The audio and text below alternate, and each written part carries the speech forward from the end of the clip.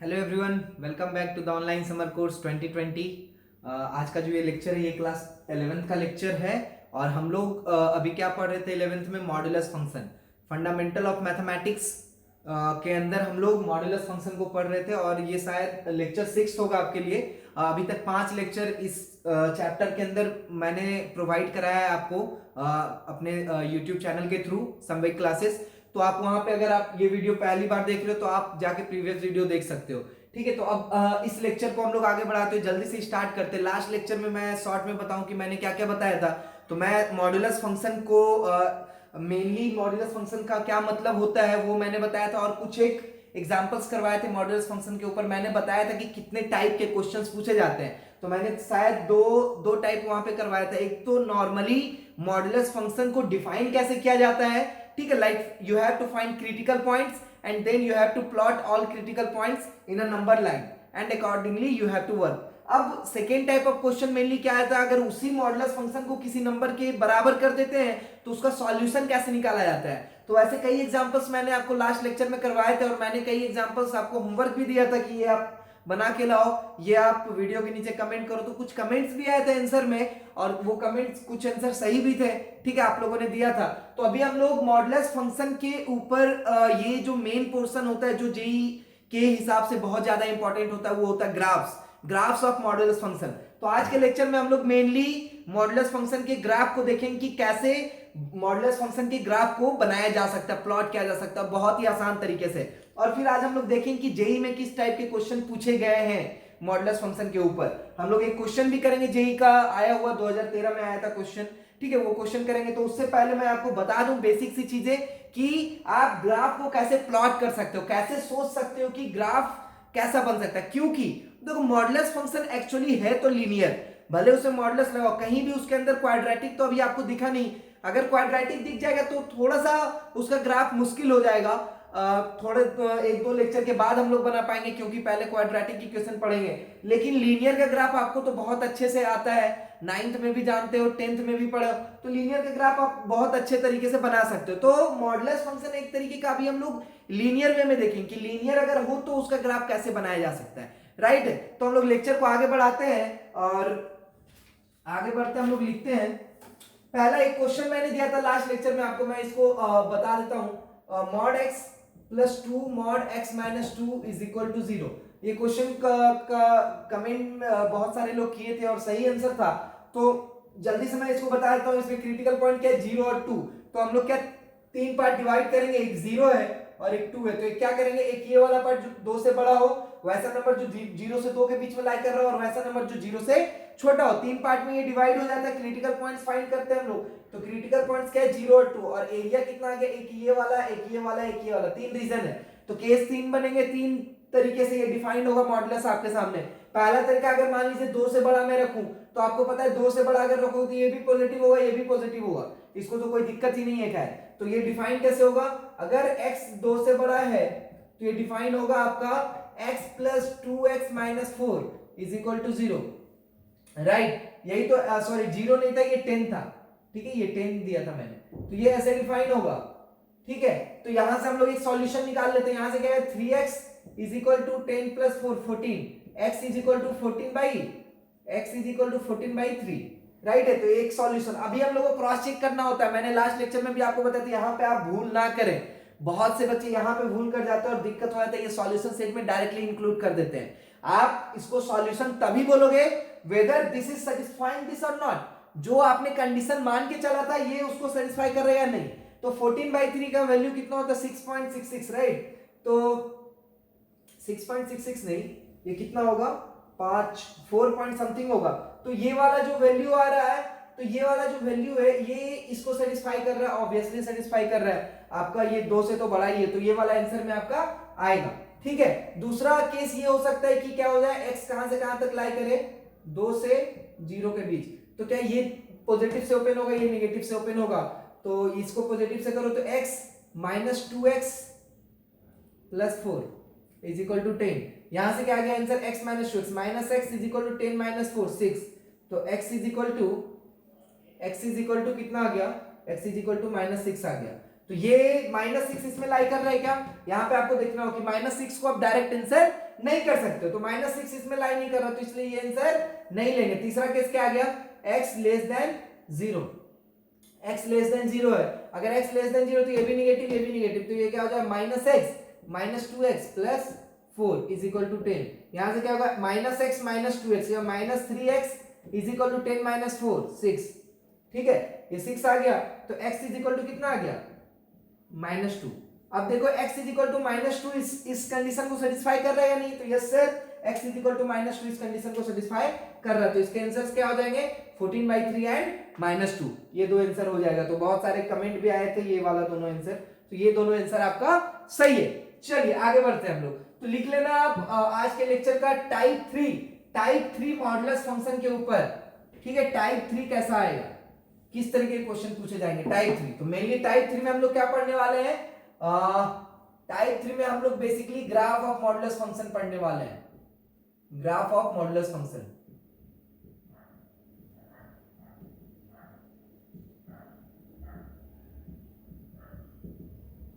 लेकिन ये जो ग्राफ आएगा ये लीनियर वाला होगा। अभी हम लोग सिर्फ पहले लेवल पे कर रहे हैं, पहले जितने भी लीनियर टर्म्स जहां भी आपको दिखे मॉडुलस के अंदर, तो उन सारे लीनियर टर्म्स का हम लोग ग्राफ बहुत आसान से बना सकते हैं। स्टेप बाय स्टेप मैं आपको बता रहा हूं। आप पहले क्वेश्चन लिख लो।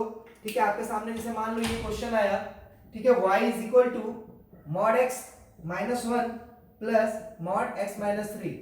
ठीक है, ये क्वेश्चन है, बेसिक सा सवाल है आपके सामने। आपको क्या करना है, अभी तक ऐसे क्वेश्चंस बहुत बार आ गए और हम लोग इस चीज को डिफाइन करना अच्छे से जानते हैं। ये अगर -10 के बराबर या 4 के बराबर लिखा है तो सॉल्यूशन भी निकालना अच्छे तरीके से जानते हैं। अभी क्या करना है आपको, एग्जैक्ट सेम वे में आपको इसका ग्राफ बनाना है। तो ग्राफ बनाने के लिए भी हम लोग सेम प्रोसेस का इस्तेमाल करेंगे। The first step is you have to find all the critical points. ठीक है, आप क्रिटिकल पॉइंट निकालो, उसके बाद मैं बता दूं कि करना क्या है। तो इसके क्रिटिकल पॉइंट्स क्या हो जाएंगे आपके सामने? क्रिटिकल पॉइंट हो जाएंगे 1 और 3। कोई डाउट? नहीं सर, कोई डाउट नहीं है। तो 1, 3 जैसे क्रिटिकल पॉइंट हुए, अब आपको क्या करना है, 1 और 3 पे इसका वैल्यू निकालना है। क्या करना है? एग्जैक्टली 1 पे ये क्या वैल्यू दे रहा है पूरा y, और एग्जैक्टली 3 पे क्या वैल्यू दे रहा है ये y। तो आपको ग्राफ में क्या करना है, सबसे पहला स्टेप ग्राफ बनाने के लिए क्रिटिकल पॉइंट फाइंड करो। दूसरा स्टेप, जो भी क्रिटिकल पॉइंट आए उस क्रिटिकल पॉइंट्स पे y का क्या वैल्यू आ रहा है वो फाइंड करो, और उसको हम लोग ग्राफ में प्लॉट करेंगे। राइट है? ठीक है, मैं आपको ग्राफ यहां बनाता हूं।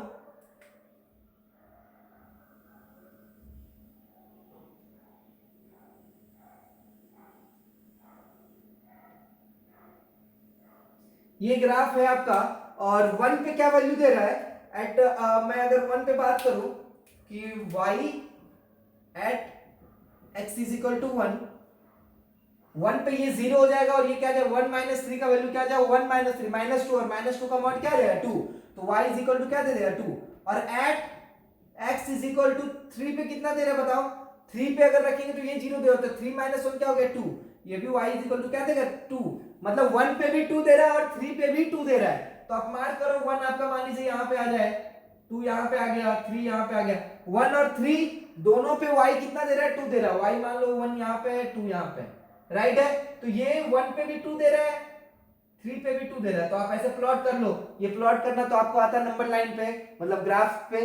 तो ये आप हम लोगों ने प्लॉट कर दिया दो वैल्यू। अब क्या करना है, आप ध्यान से सुने।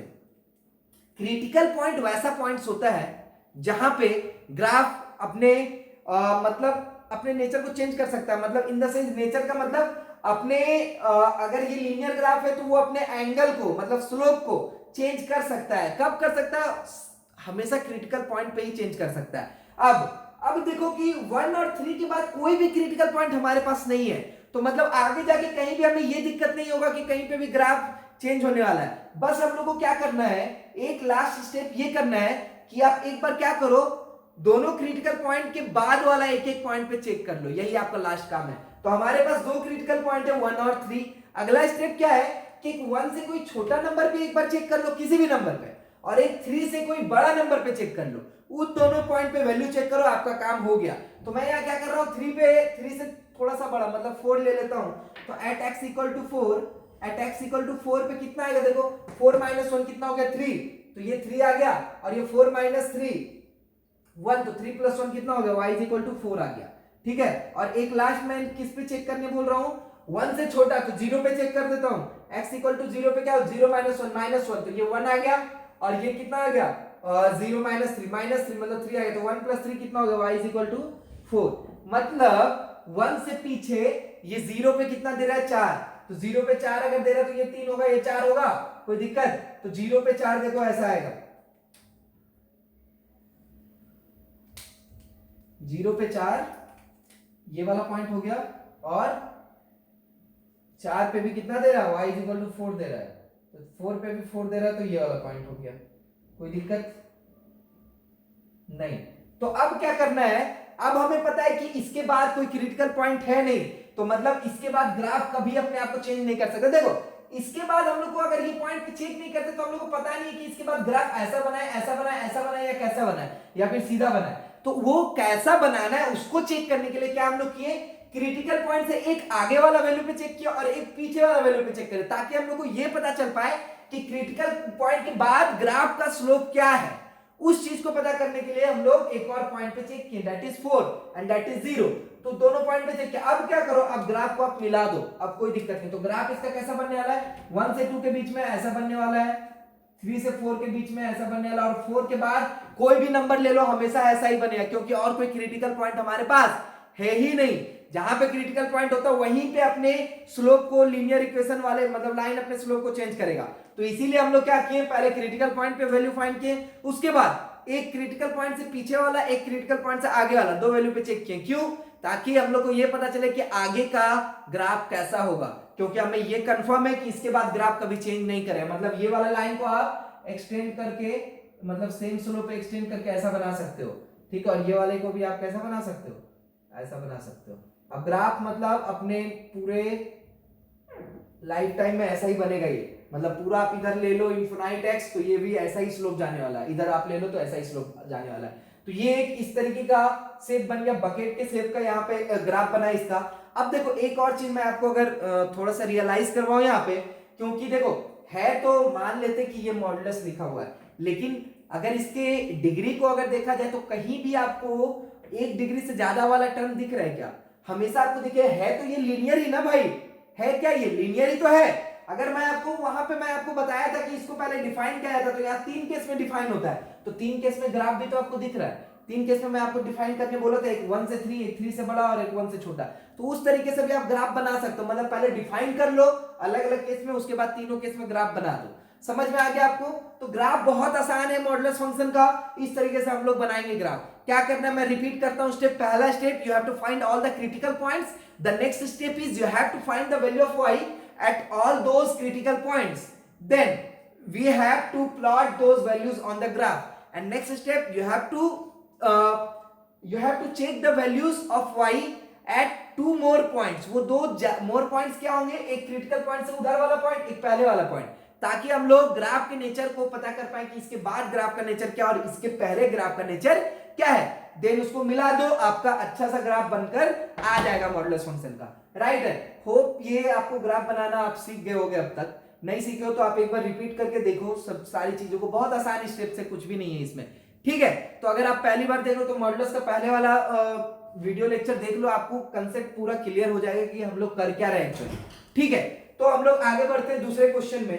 ये पहला क्वेश्चन था, मैंने आपको ग्राफ बना के दिखाया कि इसका ग्राफ ऐसा बनता है, ठीक है। अगला क्वेश्चन लिखिए।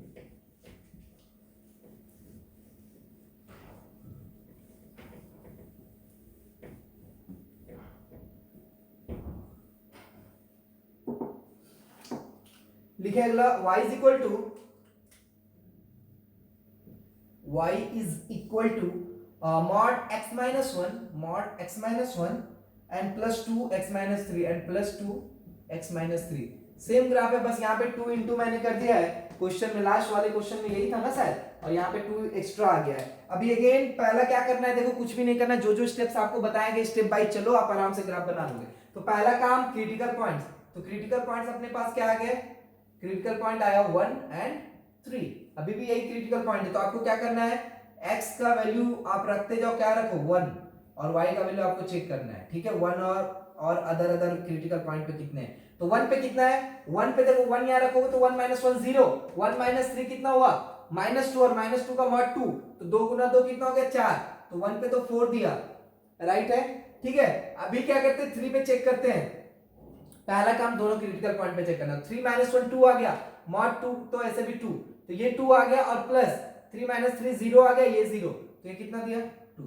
3 पे कितना वैल्यू दे रहा है 2, वहां पे लास्ट केस में 1 पे भी वैल्यू 2 दे रहा था, लेकिन यहाँ पे 1 पे वैल्यू कितना दे रहा है 4। चलो अगला काम क्या है, एक पहले पॉइंट पे और एक बाद वाले पॉइंट पे चेक करो। तो बाद वाले 4 पे चेक कर लेते हैं और एक बार 0 पे चेक कर लेते हैं। 4 पे चेक करेंगे तो 4 - 3, 4 - 3 1 आ गया, तो यहाँ 2 आ रहा है, और 4 - 1 3 आ रहा है, राइट। तो 3 + 2 कितना आ गया 5, तो यहाँ पे 4 पे वैल्यू 5 दे रहा है, और 0 पे क्या दे रहा है वो चेक करो। 0 पे दे रहा है 1, यहाँ पे दे रहा है, और 3 3 दूनी 6, 6 और 1 7, और 0 पे कितना दे रहा है 7 दे रहा है, यही वैल्यूज है।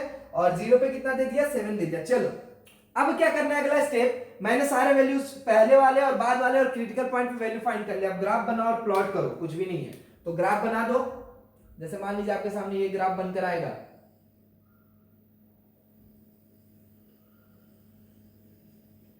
ठीक है।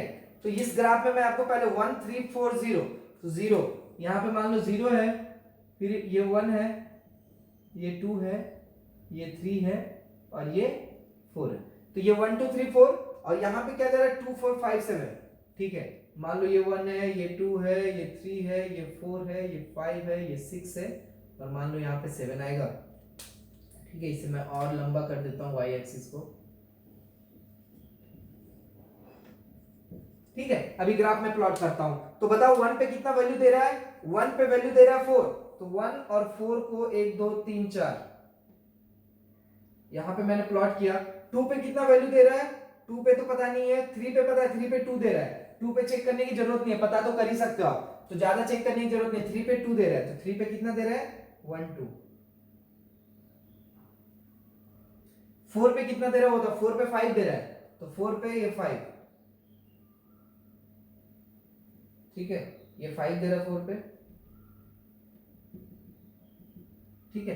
तो 4 पे 5 दे दिया, और 0 पे 7 दे रहा है। 0 पे कितना दे रहा है 7 दे रहा है। तो इस तरीके का ग्राफ बनेगा। आप इसे मिला दो, अगला काम क्या है आपका, मिला देना, ठीक है। तो इसे मिलाओ, ये बना, ये बना, ये बना। अब सर इसके बाद वाला ग्राफ, इसके इधर वाला ग्राफ क्या होगा, तो मैंने आपको ऑलरेडी बोल दिया है कि क्रिटिकल पॉइंट के अलावा ये कहीं भी ग्राफ अपने स्लोप को चेंज नहीं करेगा, क्योंकि क्रिटिकल पॉइंट ही ऐसा जहां पे हमें डाउट रहता है। Those critical points are doubtful points, right. तो यहां के बाद ग्राफ को आप सीधा ऐसे, जो ये ग्राफ बन रहा है इसको सीधा क्या कर सकते हो, सीधा ऐसे एक्सटेंड कर सकते हो, ठीक है। और इस ग्राफ को भी आप सीधा ऐसे एक्सटेंड कर सकते हो, इस तरीके से। सिर्फ चेंज होगा यहाँ पे। तो ये बन गया आपका प्यारा सा मॉडुलस, ये y = mod x - 1 + 2 mod x - 3 का ग्राफ, राइट, ठीक है। ग्राफ बनाना बहुत इंपॉर्टेंट है। अभी तक लग रहा होगा कि सर इसका इंपॉर्टेंस क्या है, मैं आपको बताऊंगा कि अभी जेईई में ग्राफ से कैसे क्वेश्चन, किस तरीके से आपके दिमाग को थोड़ा सा टेस्ट किया जाता है अच्छे से। आप ग्राफ सब लोग बना लोगे, उसके बाद भी समझ नहीं पा रहे हो सर क्वेश्चन में पूछा क्या गया है, ध्यान से देखते रहना। पहले आप ग्राफ बनाना सीख लो अच्छे से, उसके बाद हम लोग आगे क्वेश्चंस की तरफ मूव करेंगे कि किस तरीके के क्वेश्चंस पूछे जाते हैं, राइट। ये पूरा जो चैप्टर है फंडामेंटल ऑफ मैथमेटिक्स, इसमें जो भी चीज आपको पढ़ाया जा रहा है, ऐसा नहीं है कि इससे डायरेक्ट सवाल आ जाए, आ जाते हैं अच्छी बात है, लेकिन ऐसा नहीं, ये फंडामेंटल्स है। कहीं ना कहीं दूसरे किसी चैप्टर में इसका लिंक होगा, कहीं ना कहीं मॉडुलस का लिंक आपको हमेशा इंटीग्रेशन वगैरह में भी मिल जाएगा, ठीक है। बहुत जगह अलग अलग क्वाड्रेटिक में मिल जाएगा, तो उस तरीके की चीजें आपके सामने दिखेगी। तो इसीलिए ये सारा चीज आपको पहले पता होना चाहिए, तब हम लोग आगे मेन अपना प्रिपरेशन स्टार्ट करेंगे जेईई का जो भी है, ठीक है। तो ये देखो, तो ये नॉर्मल सा चीज हो गया ग्राफ। अभी हम एक क्वेश्चन और लिखो। अभी ग्राफ पहले आप एकदम अच्छे से समझ लो, जो भी आपका डाउट है, ग्राफ अगर आपको बनाने में दिक्कत आ रही है तो और एग्जांपल्स को हम लोग देख सकते हैं।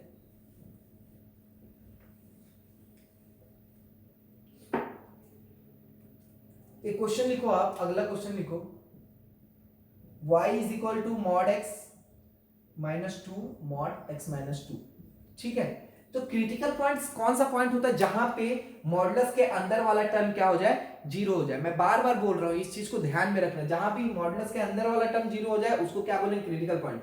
सेम तरीके के क्वेश्चन यहाँ पे क्रिटिकल पॉइंट्स क्या आ जाएंगे वो बताओ, मैं ये बना नहीं रहा हूं, या आप ही को बनाना है। क्रिटिकल पॉइंट्स क्या आ जाएंगे, 0 आ जाएंगे, और यहाँ पे क्या आ जाएंगे 2। तो एक बार क्या करो, 0 पे वैल्यू चेक करो, 2 पे चेक करो, एक बार 0 से पहले वाला कोई टर्म -1 पे चेक कर लो, और एक बार 3 पे चेक कर लो, प्लॉट करो, मिला दो, ग्राफ बन गया आपका। समझ में आया? ये बहुत आसान सी चीजें, क्वेश्चन से ग्राफ कैसे बनाया जाता है, ठीक है। ये भी आपका होमवर्क रहेगा, और एक और होमवर्क लिखो आप, ये भी आपका होमवर्क रहेगा। यहां पे मैं 3 थोड़ा सा बड़ा सा वैल्यू दे देता हूं, ठीक है। y is equal to mod x minus 1 plus mod x minus 3 plus mod x minus 5, ठीक है। इसका ग्राफ कैसे आप बना सकते हो, इसका भी चेक कर लेना, आप बना सकते हो। क्रिटिकल पॉइंट्स क्या आ जाएगा हमारे सामने, 1, 3 एंड 5, राइट। उस तरीके से क्रिटिकल पॉइंट को आप मार्क करके आराम से प्लॉट कर सकते हो। एक बार 5 से बड़ा वाला वैल्यू को चेक कर लेना, और एक बार 1 से छोटे वाले वैल्यू 0 पे चेक कर लेना, आपका ग्राफ बहुत आसान से बन के आ जाएगा, ठीक है। हम लोग आगे बढ़ते हैं, एक और क्वेश्चन लिखो। अब ये जो है, अब थोड़ा सा अच्छे क्वेश्चंस की तरफ आते हैं, ठीक है। एक क्वेश्चन लिखो अच्छा सा, find the range of the values of के। नाउ इंपॉर्टेंट पार्ट है, आप अगर ग्राफ बनाना सीख जाओ तो फिर आप क्वेश्चंस को अच्छे से कर सकते हो। चलो आते हैं क्वेश्चन के ऊपर। जिस तरीके से जेई का जो पैटर्न रहा है कि इस तरीके से पूछा जाता है, उस तरीके से हम लोग आते हैं। तो क्वेश्चन ये आपके लिए, find the range of values of k, find the range of values of k, find the range of values of k for which the equation has, for which the equation has, for which the equation has, पहला no solution, दूसरा है two solution, ऐसा लिखो। बहुत सारा part लिखना है। पहला लिखो नो सॉल्यूशन, दूसरा लिखो टू सॉल्यूशन, तीसरा लिखो वन सॉल्यूशन, चौथा लिखो इनफाइनाइटली मेनी सॉल्यूशंस, ठीक है। 4 पार्ट मैंने आपको बताया। ये क्या है, मतलब एक आपको दिया जाएगा इक्वेशन, आपको बताना है कि k की किस वैल्यू पे वो फंक्शन जो है 0 सॉल्यूशन दे रहा है, मतलब वो इक्वेशन 0 सॉल्यूशन दे रहा है, 2 सॉल्यूशन दे रहा है, 1 सॉल्यूशन दे रहा है, या फिर बहुत सारा सॉल्यूशन दे रहा है। बहुत अच्छा क्वेश्चन है, बहुत ही इंपॉर्टेंट क्वेश्चन है जेई पॉइंट ऑफ व्यू से, मतलब इस तरीके के क्वेश्चन पूछे जाते हैं। और अगर आप 10th से अभी 11th में आ रहे हो तो आपके लिए बिल्कुल नया होगा, और आपके लिए अगर बहुत इंटरेस्टिंग भी हो सकता है, क्योंकि इस टाइप के क्वेश्चंस बनाने में आपको शायद बहुत मजा आए, ठीक है। क्योंकि सारा कुछ आपको दिखने वाला है, सारा कुछ क्या है, ग्राफिकली रूप से आपको दिखने वाला है, ठीक है। जिस तरीके से कोऑर्डिनेट ज्योमेट्री में सारा कुछ हमें विजुअलाइज होता है कि सर्कल, पैराबोला, स्ट्रेट लाइन क्या कट कैसे कर रहा है, उस तरीके से चीजें ग्राफ में आपको विजुअलाइज होंगी, ठीक है। तो मैथ्स में ग्राफ का ऐसा ही रोल है, ठीक है। आप क्वेश्चन देखो, आप बहुत अच्छा लगे ये क्वेश्चन बनाने में, समझने में, ठीक है।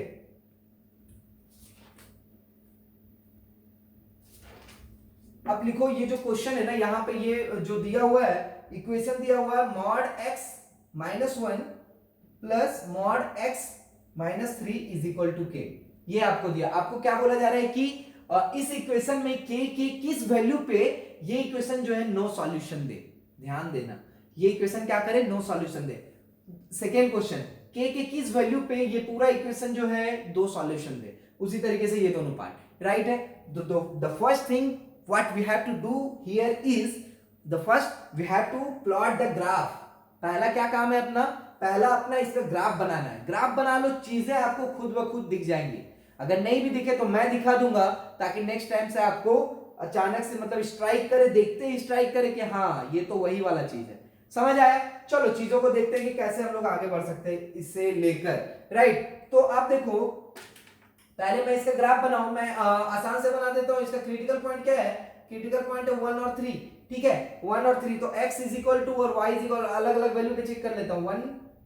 1 पे कितना आ रहा है, क्रिटिकल 1 पे ये 0 आ जाएगा, 1 में से 2 आ रहा है ना, 2, और 3 पे कितना आ रहा है, 3 पे ये 0, 3 माइनस 1 2, तो 3 पे भी 2 आ रहा है, राइट है। तो इसका ग्राफ जो बनेगा, मैं इसका ग्राफ बना देता हूं, यहां पे ध्यान से देखना।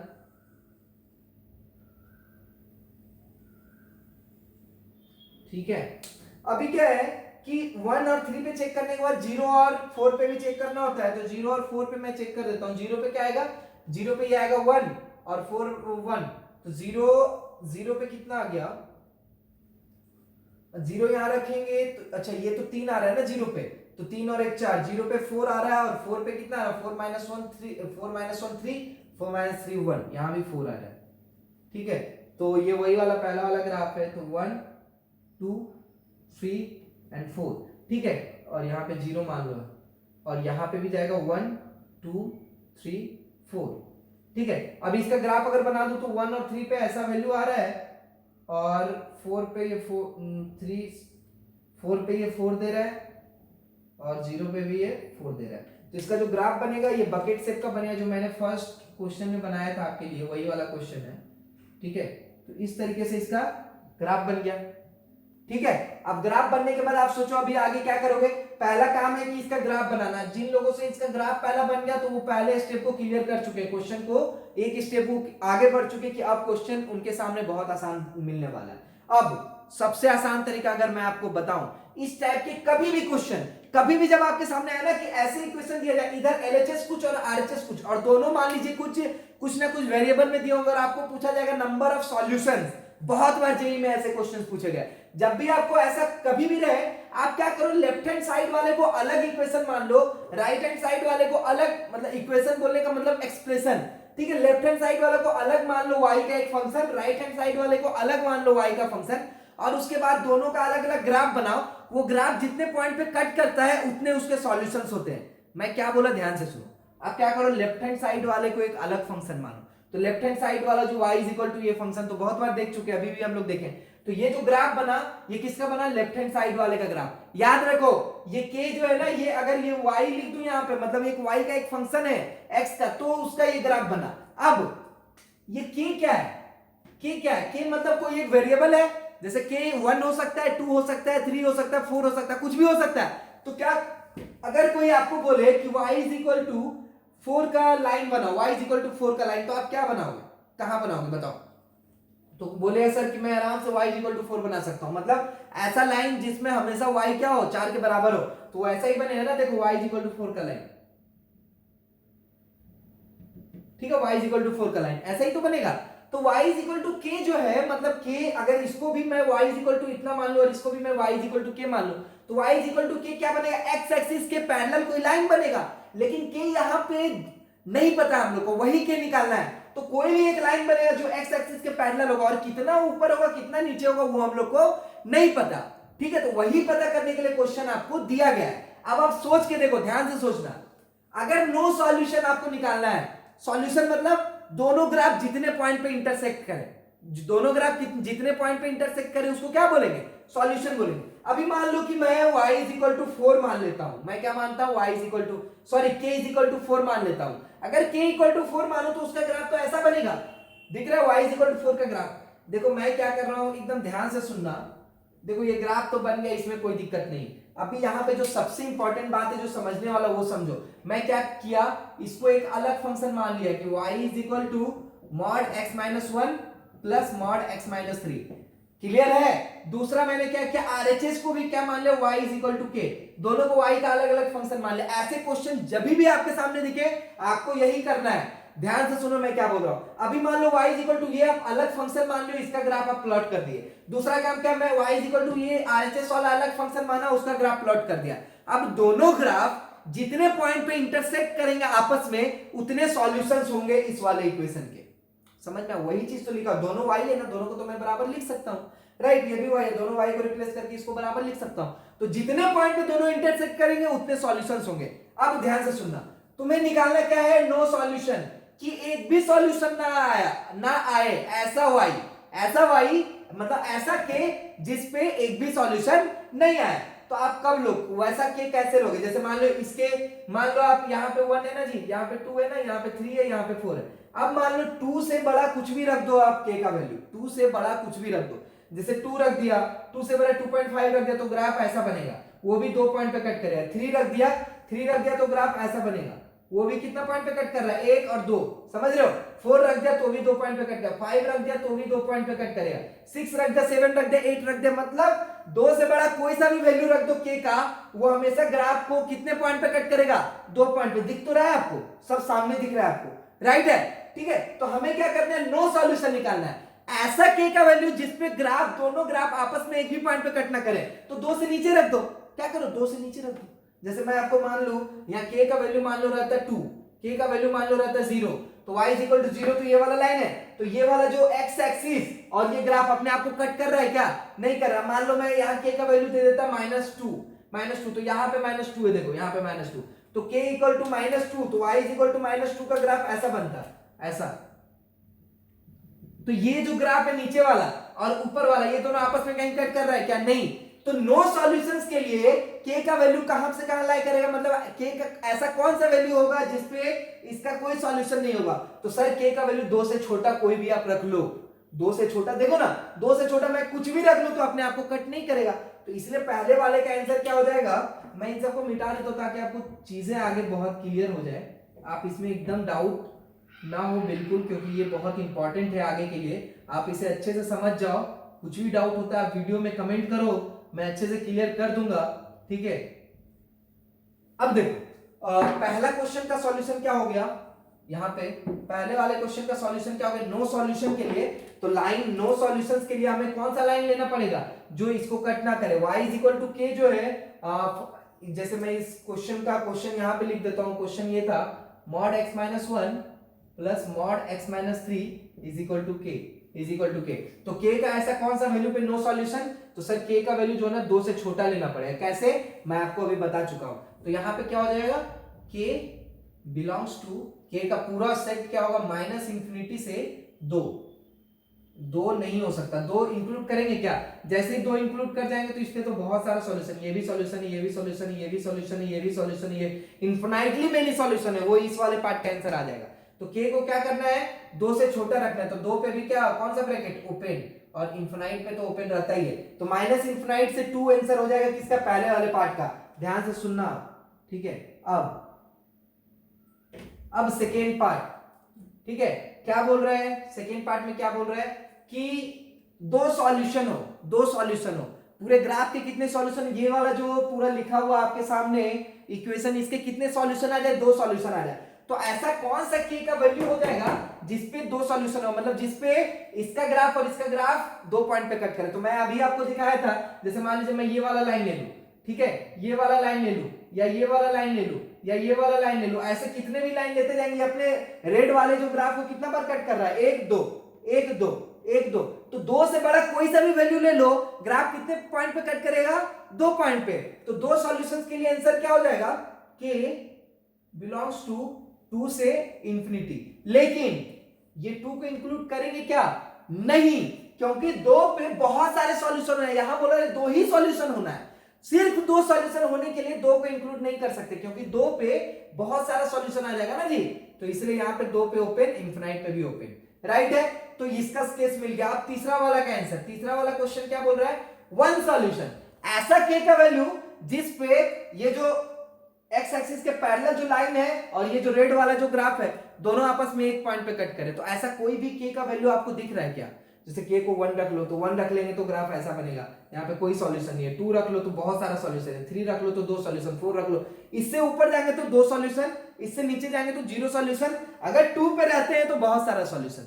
तो 1 सॉल्यूशन तो कभी मिल ही नहीं रहा, तो 1 सॉल्यूशन का आंसर क्या हो जाएगा, k बिलोंग्स टू 5, मतलब नल सेट, इसको बोलते हैं नल सेट, जिसमें कोई भी एलिमेंट ना हो, मतलब k का कोई भी आंसर पॉसिबल नहीं है इस कंडीशन को सेटिस्फाई करने के लिए। अब चौथा क्या बोल रहा है, इनफिनाइटली मेनी सॉल्यूशन, बहुत सारा सॉल्यूशन आ जाए, ऐसा कौन सा k, तो दिख तो रहा है, अगर मान लो k को क्या ले लो आप, k को 2 ले लो, तो लाइन ऐसा बनेगा, यहाँ पे तो बहुत सारा सॉल्यूशन है, देखो ना 1 2 3 4 इनफिनाइटली, 1 से 3 के बीच में there are infinite real numbers exist, तो यहाँ पे इनफिनाइटली मेनी सॉल्यूशंस, तो k क्या हो जाएगा, 2 हो जाएगा। तो ये आपका सॉल्यूशन सेट है, complete solution set of this question, ठीक है, ये क्वेश्चन का कंप्लीट सॉल्यूशन सेट है। ये क्या है, पहला का आंसर माइनस इंफिनाइट से 2, मतलब नीचे से लेके 2 तक कोई सा भी वैल्यू आप रख लो, ये जो ग्राफ है ये तो ऊपर ही लाई करेगा, समझ रहे हो, ये ऊपर लाई करेगा मतलब 0 सॉल्यूशन होगा। 0 सॉल्यूशन के लिए क्या है कि निगेटिव से रख के कुछ भी 2 तक रख लो, आपका कोई भी सॉल्यूशन मिलने वाला नहीं है। 2 सॉल्यूशन के लिए क्या है, 2 से ऊपर इंफिनाइट तक कोई भी वैल्यू रख लो k का, आपको 2 सॉल्यूशन मिलने वाला है। 1 सॉल्यूशन के लिए ऐसा कोई k एग्जिस्ट ही ना करेगा। और लास्टली इंफिनाइटली मेनी सॉल्यूशंस के लिए क्या होगा, तो वो सिर्फ 2 पे हो सकता है। अगर k को 2 मान लो तो आपका मिल जाएगा। समझ में आया? चीजें आपको समझ में आ रही है? इस तरीके से हम लोग क्वेश्चन को, इस टाइप के क्वेश्चन को डील करेंगे। राइट है? होप कि ये चीजें आपको बहुत अच्छे से समझ में आ गई होगी, क्योंकि ये बहुत इंपॉर्टेंट है। नहीं आई तो आप रिपीट करके देखो, प्लीज मुझे कांटेक्ट करो, बताओ, मुझसे पूछो कि क्या, कहां पे क्या दिक्कत है आपको, कहां पे आपको प्रॉब्लम आ रही है चीजों को समझने में। राइट? अगर फिर भी क्लियर ना होता है तो आप व्हाट्सएप ग्रुप में पूछ सकते हो या फिर कॉल भी कर सकते हो। ठीक है? तो इस तरीके से हम लोग आगे बढ़ेंगे। अब आगे बढ़ो, एक और क्वेश्चन लिखो, आपको होमवर्क में करना है, एक क्वेश्चन लिखो। Same question, find the range of values of k for which the equation है। यही क्वेश्चन है, मैं आपको क्या चेंज कर रहा हूं, इक्वेशन चेंज कर रहा हूं।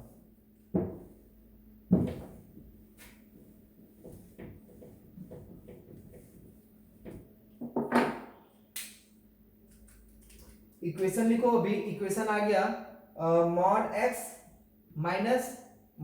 Minus 2 is equal to k। ये आपका इक्वेशन है। इस इक्वेशन के लिए आपको k का वैल्यू फाइंड करना है, ये आपका होमवर्क है। ठीक है?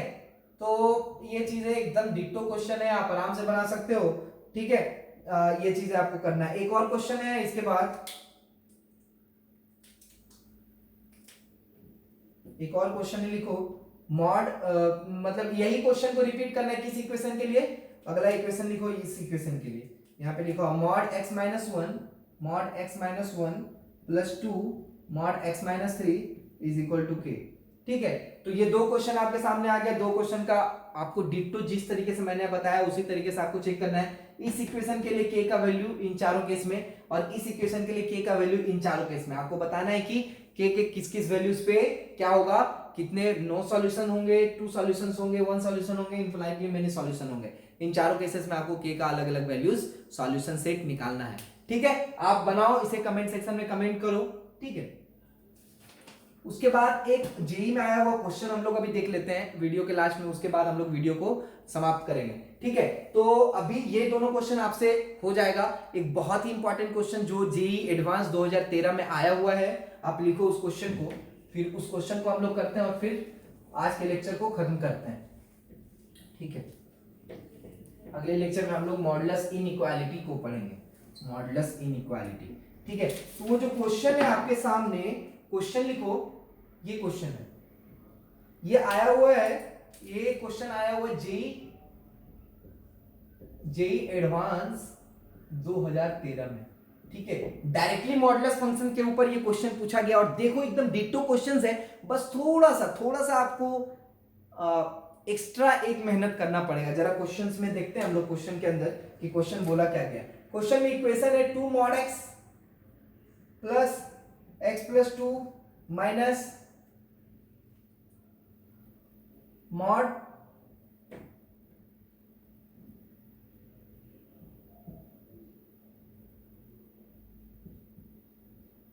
ये क्वेश्चन है। अभी आपको क्या है कि यहाँ पे एक नया टर्म यूज किया गया, जो 11th, जो आप अभी 10th से आए हो तो आप शायद ना समझो, लेकिन 11 12 जब आप पढ़ लोगे तो वो चीजें समझ में आएंगी। वो चीजें मैं आपको समझा देता हूँ कि वो जो चीज लिखी गई उसका मतलब क्या। बाकी क्वेश्चन तो जिस तरीके से करना उसी तरीके से करना। आपको ग्राफ इसका बनाना आना चाहिए, अगर ग्राफ बना लो तो क्वेश्चन हो गया। देखो, इससे मैं 2-3 क्वेश्चन और आपके सामने बना के लाऊंगा, जो एक क्वेश्चन जेईई में पूछा गया और 2-3 मैं आपके सामने लाऊंगा कि इसको भी आप कैसे सोच सकते हो। ये क्या क्वेश्चन में लिखा गया कि इतना हैज अ लोकल मिनिमा, इतना has a local minima and local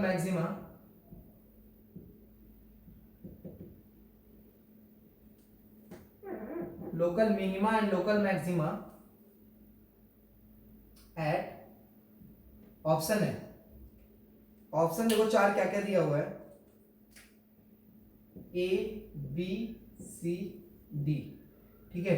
-2/3, 2 और 2/3, ये चार ऑप्शन था। अब सर आपके सामने, सर आप पहले ये पूछोगे कि सर ये जो चीज लिखा गया हम लोग को यही नहीं पता, आप क्या बता रहे हो, अभी तो आपने ये सब बताया ही नहीं और आप क्वेश्चन दे रहे हो, तो प्लीज घबराए ना। ठीक है? मैं सब कुछ बताऊंगा। आपका काम क्या है, पहला आप इसका ग्राफ प्लॉट करो। अगर आप अभी तक जितना मैंने पढ़ाया इसका ग्राफ अगर प्लॉट कर सकते हो, देन आपने जेईई एडवांस का एक क्वेश्चन कर दिया।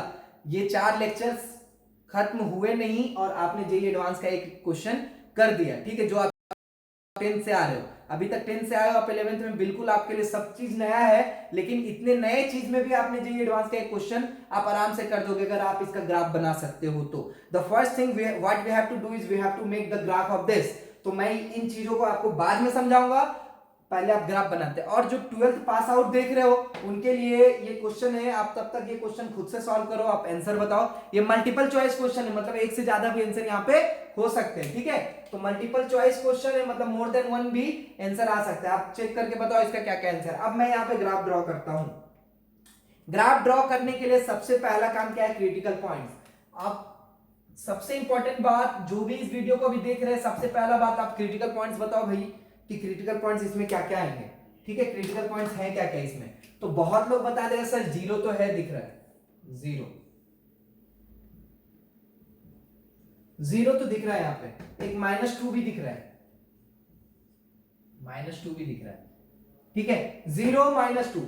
लेकिन सबसे इंपॉर्टेंट बात कि इस वाला यहां से भी कोई क्रिटिकल पॉइंट आएगा, वो कैसे आएगा, वही सबसे इंपॉर्टेंट था यहाँ पे क्वेश्चन में, ठीक है। अभी जैसे मैं आपको बताऊं कि क्रिटिकल पॉइंट होता क्या है, मैं बार बार बोल रहा हूं, शुरू से ही बोल रहा हूं, क्रिटिकल पॉइंट वैसा पॉइंट जिसके वैसे पॉइंट जहां पे ये मॉडुलस के अंदर वाला जो पूरा टर्म है ना वो जीरो हो रहा है। तो यहां पे ये मॉडुलस जीरो कब हो रहा है, जब x को -2 रख दो तो -2 क्रिटिकल पॉइंट है। यहां पे ये मॉडुलस जीरो कब बन रहा है, जब x को 0 रख दो तो 0 क्रिटिकल पॉइंट है। तो यहां से क्रिटिकल पॉइंट कौन सा आएगा, जहां पे ये पूरा फंक्शन क्या है, जीरो बन जाए। यहां पे मॉडुलस के अंदर मॉडुलस है, तो आपको टेंशन नहीं लेना है। आपको क्या करना है, बस ये सोचना है कि ये बड़े वाले मॉडुलस के अंदर वाला जो पूरा टर्म वो जीरो कब बनता है, वही क्रिटिकल पॉइंट होगा। तो हम लोग का जो कंसेप्ट है वही है, हम लोग अपने कंसेप्ट पे आते हैं, हम लोग अंदर वाले टर्म को जीरो कर देते हैं और वैसा पॉइंट निकाल लेते हैं, खत्म बात। तो अंदर वाला टर्म क्या है, ये वाला टर्म अंदर वाला है, अंदर वाला टर्म देखो mod x + 2 -2 mod x, इसको जीरो कर दो, खत्म बात। अब क्या हम लोग यही तो कर रहे थे, x + 2 को जीरो कर रहे थे तो x - 2 आ रहा था। तो दो क्रिटिकल पॉइंट आए, और भी क्रिटिकल पॉइंट निकालने के लिए हम लोग ये कर रहे हैं, समझ आया। कुछ भी टेंशन नहीं लेना, मॉडुलस के अंदर मॉडुलस दिया तो भी हम लोग यही चीज को रिपीट करेंगे, बस थोड़ा सा कैलकुलेशन ज्यादा होगा। यहाँ पे क्रिटिकल पॉइंट डायरेक्ट आपको दिख रहा था, यहाँ पे डायरेक्ट नहीं दिख रहा है, तो हम लोग इनडायरेक्टली देख लेंगे, है ना। तो यहाँ पे चलो करते हैं इसको, तो ये क्या आ जाएगा, mod x + 2 = 2 mod x। अब यहाँ पे एक इंपॉर्टेंट स्टेप, अब मॉडुलस को ओपन कैसे करें। तो जब भी ऐसा आपके सामने आना, हम लोग आगे पढ़ने वाला आगे लेक्चर्स में, mod a = mod b दिया हुआ है, तो उसको ओपन क्या करोगे, कैसे करोगे, तो एक बार पॉजिटिव साइन के साथ ओपन करना और एक बार निगेटिव साइन के साथ ओपन करना। मतलब mod x + 2 को एक बार 2x लिखना है, एक बार -2x लिखना है, समझ रहे हो। यही हो सकता है ना, या तो पॉजिटिव हो सकता है या तो निगेटिव हो सकता है। मान लो ऐसा हो सकता है कि ये निगेटिव ये पॉजिटिव, तो ओवरऑल तो एक पॉजिटिव एक निगेटिव है। अब ये हो सकता है ये पॉजिटिव ये निगेटिव, तो बात बराबर है। अब मान लो दोनों निगेटिव हो जाए, तो दोनों निगेटिव हो जाए तो निगेटिव निगेटिव साइन करके पॉजिटिव ही तो आएगा। तो ओवरऑल 4 केस हो रहा है, लेकिन 4 केस में मतलब काम करने लायक कौन सा केस है, दो ही तो केस है ओवरऑल। बाकी दोनों केस जैसे देखो यहाँ पे 4 केस हो सकते हैं, यहाँ सोचो, ध्यान से सोचो, या तो ये पॉजिटिव हो सकता है, ये पॉजिटिव में ओपन हो, ये भी पॉजिटिव में ओपन हो, राइट है। या तो ये हो सकता है कि ये निगेटिव में ओपन हो, ये पॉजिटिव में ओपन हो। या तो ये हो सकता है कि ये पॉजिटिव में ओपन हो, ये निगेटिव में ओपन हो। या तो चौथा केस ये हो सकता है कि ये भी निगेटिव में ओपन हो, ये भी निगेटिव में ओपन हो। इसके अलावा और कोई केस आपके सामने है क्या, नहीं है सर। तो अब मैं आपको अगर ध्यान से बताऊं कि ये वाला केस और ये वाला केस दोनों सेम है। सर ये क्या बोल दिया आपने, यस बिल्कुल मैं सही बोल रहा हूं, ये वाला केस और ये वाला केस दोनों सेम है। क्यों, क्योंकि इसे निगेटिव में ओपन करो, इसे भी निगेटिव में ओपन, और दोनों निगेटिव कट कर दो तो दोनों पॉजिटिव में बन जाएगा। अब मैं बोलूं कि ये वाला केस और ये वाला केस दोनों सेम है, ये दोनों सेकेंड और थर्ड, कैसे, ये निगेटिव उधर ले चल जाए, ये वही तो बात है यार, इसमें निगेटिव दोनों तरफ इंटू कर दो तो ये पॉजिटिव हो जाए, ये निगेटिव हो जाए। तो मतलब ओवरऑल दो ही केस आए ना हमारे पास, क्या कि एक बार इसको पॉजिटिव में ओपन करो, एक बार निगेटिव में ओपन करो, खत्म बात, कहानी वहीं खत्म होती है। तो हम लोग क्या क्रिटिकल पॉइंट जल्दी से फाइंड कर लेते हैं। तो क्रिटिकल पॉइंट क्या आ जाएगा हम लोग का, एक बार मैंने क्या x + 2 = 2x लिख दिया, और एक बार क्या किया, एक बार ये किया और एक बार किया x + 2 = -2x, ठीक है, ये किया। दोनों केस में आपको सॉल्व करो, यहां से सॉल्व करोगे तो 2x - x, तो x = 2 आ गया, ठीक है। यहां से सॉल्व करोगे तो क्या आ जाएगा, 2x + x 3x = -2 आ गया, तो x = -2/3 आ गया। देखो ना क्वेश्चन में ऐसे ही दिख रहा है, कुछ कुछ चीजें तो हमें मिल गई है, लेकिन इसको समझना जरूरी है कि पूछा क्या जा रहा है, ठीक है। वो चीज से आप घबराए नहीं, बस आपके सामने ये चीज भूल जाओ, आपके सामने मान लो कि ये क्वेश्चन है, यही जेईई में पूछा गया, अरे बहुत आसान सा क्वेश्चन है, जेई मेंस में नहीं पूछा गया, जेई एडवांस में पूछा गया, आईआईटी जेई, ठीक है, जो पहले जेई के नाम से होता था, अब एक जेई मेंस आ गया और जेई एडवांस अलग आ गया। तो मेंस क्या है, फर्स्ट लेवल है, और JEE advance second final level है आईआईटी में जाने के लिए, क्योंकि उसके थ्रू ही आपका आईआईटी में सिलेक्शन होगा। जेई मेंस के थ्रू आपका क्या है, एनआईटी कॉलेज मिलेंगे, लेकिन जेई एडवांस जब आप क्वालिफाई करोगे उसमें उसके रैंक के हिसाब से आपको आईआईटी कॉलेजेस मिलेंगे। तो ये उसी के अंदर आया हुआ क्वेश्चन है। अब देखो यहां पे ये हो गया, तो हमारे क्रिटिकल पॉइंट्स क्या आ गए, 2 और -2/3, तो मैं लिख देता हूं 2 और -2/3। तो finally we got all the critical point, yes we have cleared the step 1, सबसे इंपॉर्टेंट स्टेप आपने क्लियर कर लिया, क्वेश्चन बन गया आपका। अब क्या करना है अपने को बस ग्राफ बनाना। मैं इस कैलकुलेशन को मिटा देता हूं, ठीक है, और मैं ग्राफ की तरफ मूव करता हूं कि ग्राफ कैसा बनेगा, ठीक है। चलो देखो अब यहां पर,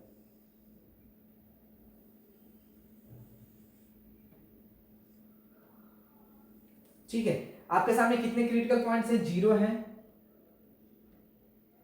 -2 है, ठीक है, 1 2,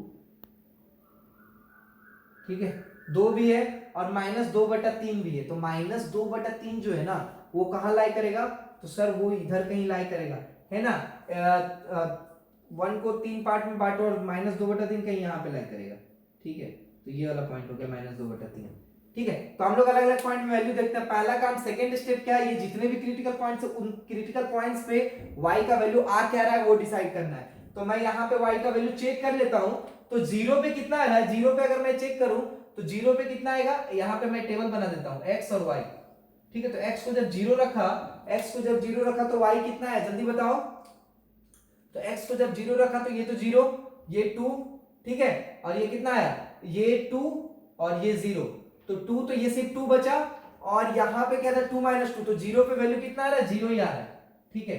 दूसरा काम आपको क्या करना है, जितने भी सारे क्रिटिकल पॉइंट है पहले सारे क्रिटिकल पॉइंट पे y का वैल्यू चेक करो। तो पहला काम 0 पे हो गया, -2 पे चेक करते हैं, ठीक है। -2 पे देखो कितना आ रहा है, तो ये वाला -2 + 2 देगा, ये 4 हो गया, और ये 0 हो गया, ठीक है, और ये 0 हो गया, और ये -2, तो -4, -4 का mod 4, तो -4, ये -2 पे भी कितना दे रहा है, 0 दे रहा है, ठीक है। -2 पे भी ग्राफ कितना दे रहा है, 0 दे रहा है, ठीक है। अब किस पे चेक करना है, 0 पे तो 0 ही दे रहा था ना, एक बार और चेक कर ले कहीं गलती तो नहीं की, 0 0 2, ये 2 था, और 0 ये 2 था, तो 2 - 2, यस -2 पे। अब किस पे चेक करना है, ये 2 क्रिटिकल पॉइंट पे हो गए, 2 पे चेक करना है, 2 पे चेक करना है, तो ये 4 हो गया, +4 हो गया, ये 4 हो गया, और 4 - 4, ये 0 हो गया, तो 8 आ रहा है। 2 पे कितना आ रहा है, 8 आ रहा है, 2 पे चेक करो तो 8 आएगा। -2/3 पे चेक कर लेते हैं, तो -2/3 पे चेक करेंगे तो कितना आ जाएगा, चेक कर लेते हैं, तो 2 × -2/3, तो 2/3, 4/3 आ गया, यहाँ पे 4/3 आ गया, और 2/3 + 2 8/3 आ गया, +8/3, ठीक है। उसके बाद यहाँ पे कितना है, यहाँ पे चेक करो, यहाँ पे आएगा आपका 2/3 + 2, मतलब 8/3 और -4/3, ठीक है, यही आएगा। तो ये आएगा 4/3 + 8/3, और यहाँ पे देखो 8/3 - 4/3, तो +4/3 बचेगा, यहाँ आगे माइनस साइन है, तो -4/3, ये कट जाएगा, बचेगा कितना, 8/3। तो -2/3 पे वैल्यू कितना आ गया, 8/3। बस ये हम लोग का काम था, कैलकुलेशन निकालना, ये हमने निकाल लिया। अब आगे चीजें की तरफ हम लोग ग्राफ बनाते हैं। तो ग्राफ कैसा बनेगा जरा देखो, 0 पे कितना वैल्यू आया, 0 पे 0, तो 0 पे 0 मैं रेड वाला मार्क कर रहा हूं, और -2 पे भी 0, -2 पे भी 0, और 2/3 पे कितना आ रहा है, -2/3 पे आ रहा है वैल्यू 8/3, तो 8/3 का वैल्यू कितना हो रहा है, 2 पॉइंट समथिंग, ठीक है। तो मान लीजिए 1 है, 2 है, 3 है, 4 है, 5 है, ऐसे बहुत सारे वैल्यू है, 6 7 8, ठीक है, 8 तक है। तो यहाँ पे जो -2/3 पे 2 से और यहाँ पे कहीं होगा वैल्यू, ठीक है। उसके बाद देखो 2 पे वैल्यू कितना आ रहा है, 8, तो 2 पे कितना वैल्यू आ रहा है, 8, तो 2 पे वैल्यू 8 आ रहा है, ठीक है। तो ग्राफ जो है इसके बीच अगर ग्राफ को मैं मिलाऊं तो ग्राफ बनेगा ऐसा, ध्यान से देखना, ये अगेन ये थोड़ा अच्छा ग्राफ लग रहा है, तब तक तो बहुत आसान था, बकेट शेप वगैरह बन रहा था। अभी देखो तो ये ग्राफ बना। अब क्या करते थे हम लोग, याद करो मैंने क्या बताया था, मैं क्या बताया था, क्रिटिकल पॉइंट के एक स्टेप आगे और क्रिटिकल पॉइंट के एक स्टेप पीछे डाल के हम लोग चेक करते कि वेदर ग्राफ का नेचर इसके आगे और इसके पीछे क्या है। समझ में आया, यही तो करते थे ना यार, ध्यान याद करो। तो यहां से हम लोग -2 के बाद -3 पे चेक कर लेते ना, सिंपल बात। -3 कहीं यहां होगा, जल्दी से चेक करो -3 पे। -3 पे ये वैल्यू आएगा 3 3 दूनी 6 6 -3 + 2 तो -1 + 1, ठीक है। -3 + 2 तो -1 1 1 और 1 माइनस, और ये कितना रखा था -3 तो 3 दूनी 6 -6 1 - 6 कितना हो गया -5 5 -5 तो 6 7 - 5 2, यहाँ पे कितना वैल्यू दिया 2, तो यहाँ पे वैल्यू ये आ गया, ठीक है। ये वाला वैल्यू ऐसे आप रेड से मार्क करो, ज्यादा आपको समझ आएगा, ठीक है। तो ये हो गया 2, और आगे 3 पे क्या वैल्यू आएगा वो चेक कर लो भाई, ये वो 2 पे था, ठीक है। तो इसे थोड़ा सा ऐसे कर, तो ये बना आपका ये ग्राफ ऐसा, ठीक है। और 3 पे कितना आएगा वो चेक करो, तो 3 पे अगर मैं यहाँ पे चेक करूं तो 3 पे वैल्यू आ रहा है 3 दूनी 6 3 2 5 + 5, ठीक है, माइनस 3 और 2 5 माइनस 3 दूनी 6, ठीक है। तो 5 - 6 कितना आ गया -1, मतलब -1, यस -1 6 5 11 11 -1 10, ठीक है। ये 10 आ रहा है, मतलब 3 पे 10 आ रहा है, तो 10 कहीं यहाँ पे होगा, 9 और 10 यहाँ पे, तो यहाँ पे मार्क कर दो आप, ठीक है। मैं एक क्रिटिकल पॉइंट्स मिटाता हूं, ठीक है। अब ये ग्राफ जो बनेगा आगे का ग्राफ ऐसा बन गया, ठीक है, कोई दिक्कत नहीं। इधर का ग्राफ ऐसा बन गया, कोई दिक्कत नहीं। तो इस तरीके का हमारा ग्राफ बना। अब हमें पता है कि आगे का कोई नेचर अपना चेंज नहीं करने वाला। अब देखो, अब मैं इस क्वेश्चन में बोलूं कि कहां कहां पे ग्राफ जो है लोकल मिनिमा और लोकल मैक्सिमा का क्या मतलब होता है वो मैं समझा दूं, ठीक है। लोकल मिनिमा का मतलब कहीं ना कहीं ग्राफ घटते हुए आ रहा था और फिर उसके बाद बढ़ते हुए जा रहा है। मिनिमम मतलब मिनिमम मतलब नीचे आ रहा है और फिर ऊपर जा रहा है। मतलब कहां पे ऐसा हुआ पूरे ग्राफ में, आप कहां पे ऐसा देख सकते हो कि ग्राफ पहले ऊपर से नीचे की तरफ आ रहा था और नीचे की से फिर ऊपर की तरफ जाने लग गया। ऐसा कहां कहां पे हुआ, तो सर बोलोगे एकदम झटाक से देखोगे और आप तुरंत बोल दोगे सर -2 पे ऐसा हुआ है। -2 के पहले क्या है, ग्राफ ऐसा आ रहा था और -2 के बाद फिर से ग्राफ उठने लगा, तो क्या हो गया, ऐसा शेप बना। तो इसी को मिनिमम बोलते हैं। मिनिमम मतलब ये घटता हुआ है और यहां से फिर बढ़ता हुआ गया, मतलब सबसे कम वैल्यू यहीं पे दिया। समझ पा रहे हो, पूरे ग्राफ में नहीं, इस इंटरवल में। तो इस इंटरवल में ये मिनिमम का क्या मतलब है, इससे पहले भी ज्यादा वैल्यू देगा, इसके बाद भी ज्यादा वैल्यू देगा ग्राफ, इसी पे सबसे कम देगा। तो -2 तो एक आंसर होगा, बिना देखे सब लोग मार दो -2।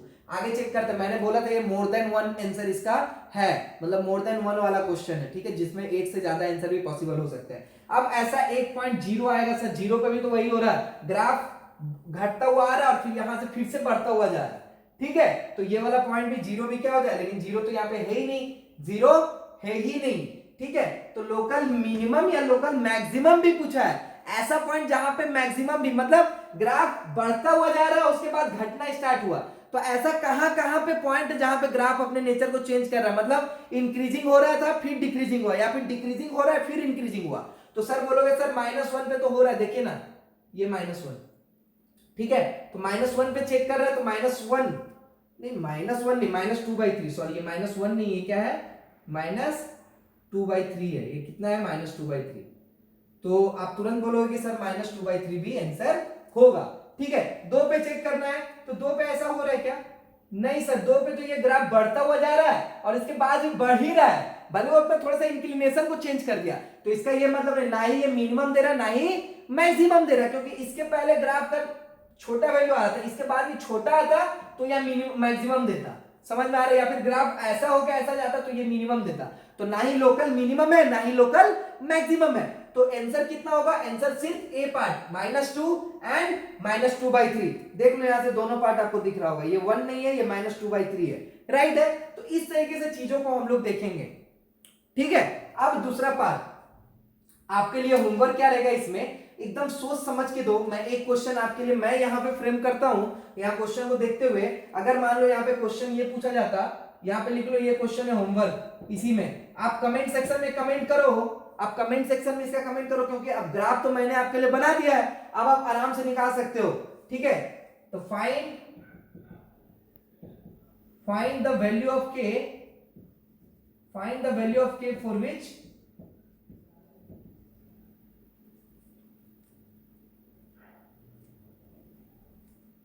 फॉर विच, अब इसको मैं k के बराबर कर दूं, for which 2 mod x plus mod x plus 2 minus mod के अंदर mod x plus 2 minus 2 mod x, ठीक है, इतना इज इक्वल टू k। ये मैंने k लिखा, शायद अगर उधर नहीं दिख रहा होगा आपको तो आप लिख लेना, find the value of k for which, ये वाला जो इक्वेशन है, चलो इसको मैं यहीं से लिख देता हूं, ठीक है, इधर वाले को मिटाता हूं, ठीक है, find the value of k for which this equation, ये वाला जो इक्वेशन है, find the value of k for which this equation has